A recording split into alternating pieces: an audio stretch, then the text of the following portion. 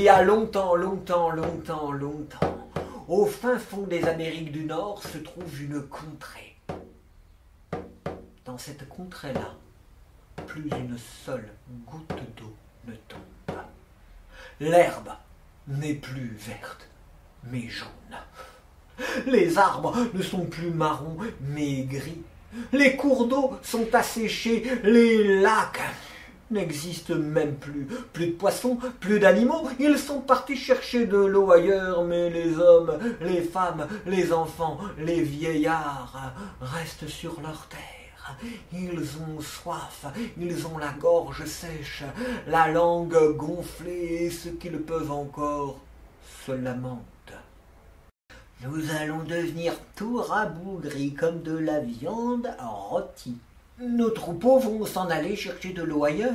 Les poissons sont déjà partis. Les graines refusent de pousser. Au chômage, recroquevillées dans un bout de terre ou sous un rocher. Soudain, Serpent prend la parole. Oh, ne t'inquiète pas, je suis une créature céleste. Si tu me lances bien fort, j'attendrai les étoiles. Mais les écailles se planteront dans la glace primordiale, qui en descendant vous offrira de simples gouttes d'eau. Ce n'est pas tous les jours qu'un serpent prend la parole, alors le grand sorcier lui répond. Mais enfin, c'est impossible, tu vas te casser en deux. Le grand sorcier n'aime pas qu'on lui fasse la leçon. Il attrape le serpent, le fait tournoyer au-dessus de sa tête et il le lance. Il vole, vole, vole, vole, vole dans le ciel. Le serpent se déploie tel un serpentin.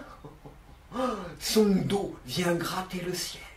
Des glaçons en descendent, deviennent des flocons, puis se transforment en gouttes de pluie qui tombent sur le dos du serpent et reflètent toutes les couleurs de l'arc-en-ciel. Sur terre, les hommes, les femmes, les enfants, les vieillards rient, chantent, dansent, se prennent dans les bras et goûtent au plaisir simple d'une goutte d'eau.